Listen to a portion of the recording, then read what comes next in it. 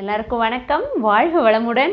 கதை விதை சேனல் மூலமாக உங்கள் எல்லாரையும் மறுபடியும் சந்திக்கிறதுல எனக்கு ரொம்பவே சந்தோஷம். இன்றைக்கி நான் என்னோட இன்றைய விதையை விதைக்க போகிறேன். கதையை பார்ப்போம் வாங்க. எலிகளில் பலவிதமான எலிகள் இருக்குது.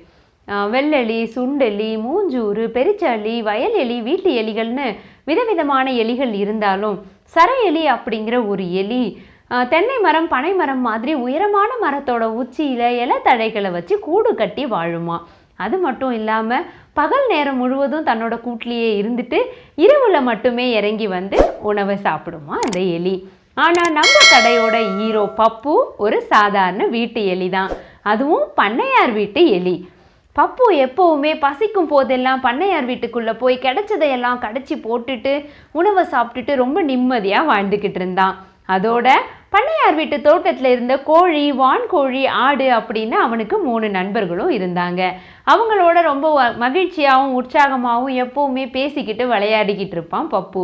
ஆனால் பண்ணையார் வீட்டு அம்மாவுக்கு தான் பப்பு மேலே ரொம்ப கோபம். என்னடா இந்த எலியோட தொல்லை தாங்க முடியல, வீட்டில் கண்டதையும் கடிச்சு போட்டுடுது அப்படின்னு எப்போ பார்த்தாலும் புலம்பிக்கிட்டே இருப்பாங்க. ஒரு நாள் சாயந்தர வேலையில் பப்புவுக்கு ரொம்ப பசிச்சதால அவன் யாராவது வராங்களான்னு இப்படியும் அப்படியுமோ பார்த்துட்டு பண்ணையார் வீட்டுக்குள்ளே நுழைஞ்சான்.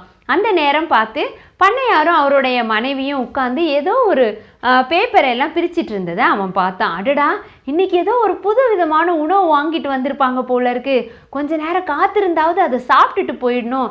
அப்படி என்னதான் இருக்குது அதுக்குள்ளே அப்படின்னு ரொம்ப ஆவலோடு அதையே பார்த்துட்டு இருந்தான் நம்ம பப்பு.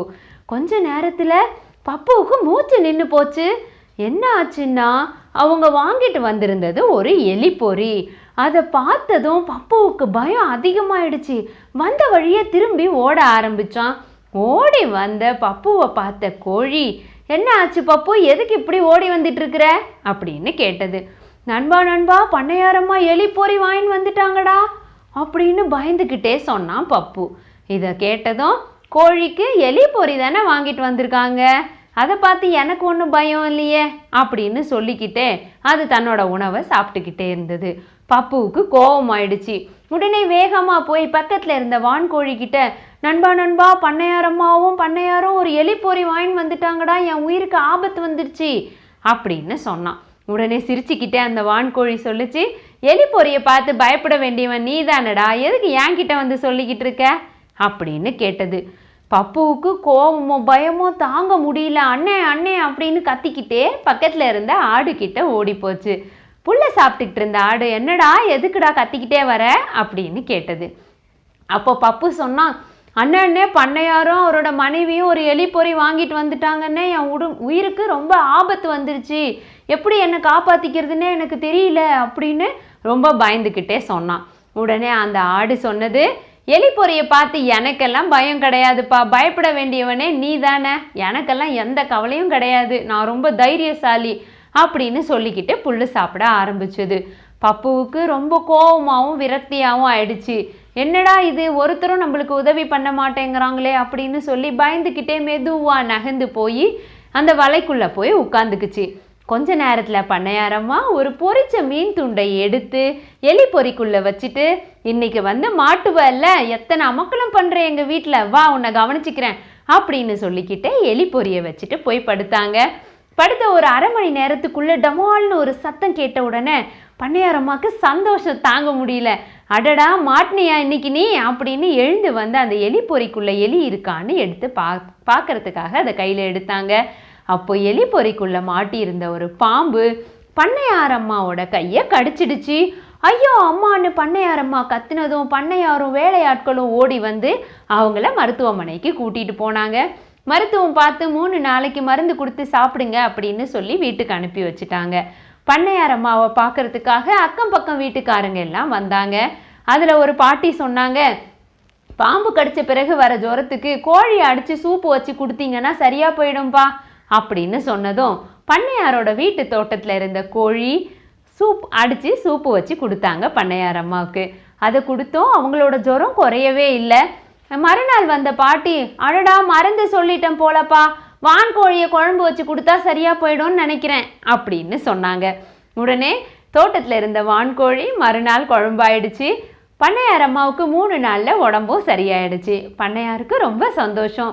அடடா, அக்கம் பக்கம் இருந்தவங்களும் வேலையாட்களும் எத்தனை உதவி பண்ணியிருக்காங்க, அவங்களுக்கு எல்லாம் விருந்து வச்சுடுவோம், தோட்டத்தில் இருக்கிற ஆடு பிடிச்சி நாளைக்கு பிரியாணி போட்டுருங்கப்பா, எல்லாரையும் கூப்பிட்டு விருந்து போட்டுடலாம் அப்படின்னு சொன்னார் பண்ணையார். மறுநாள் ஆடு பிரியாணியாக மாறிடுச்சு. வந்த எல்லாரும் ரொம்ப திருப்தியாக சாப்பிட்டு முடிச்சுட்டு தோட்டத்தில் வந்து கையை கழுவுனாங்க. இதையெல்லாம் உட்காந்து ரொம்ப அமைதியாக பார்த்துட்டு இருந்தான் பப்பு. ஏன்னா அவனோட 3 நண்பர்களும் இல்லாமல் போயிட்டாங்க இல்லையா, அதனால ரொம்ப கவலையோடு பார்த்துக்கிட்டு இருந்தான் பப்பு. கொஞ்ச நேரத்தில் பண்ணையாரம்மா தோட்டத்து பக்கமாக வந்தாங்க. ஓரமாக இருந்த எலி பொரியை கையில் எடுத்துக்கிட்டு, இதனால தான் இத்தனை பிரச்சனையும் வந்தது, எலி வருதோ பூனை வருதோ எது வந்தாலும் பார்த்துக்கலாம் அப்படின்னு சொல்லிக்கிட்டே எலி பொரியை தூக்கி பரணை மேலே போட்டுட்டாங்க. இப்போ தான் பப்புவுக்கு நிம்மதியாச்சு. அப்பா, இனிமேல் பயம் இல்லாமல் வாழலாம்ப்பா நம்ம அப்படின்னு நிம்மதியாக தோண ஆரம்பிச்சுது பப்புவுக்கு. இந்த கதையில் பார்த்தீங்க அப்படின்னா, பப்புவுக்கு ஒரு பிரச்சனை வந்த உடனே அவன் ஓடி போய் முதல்ல தன்னோட நண்பர்கள் கிட்ட தான் அதை சொன்னான்.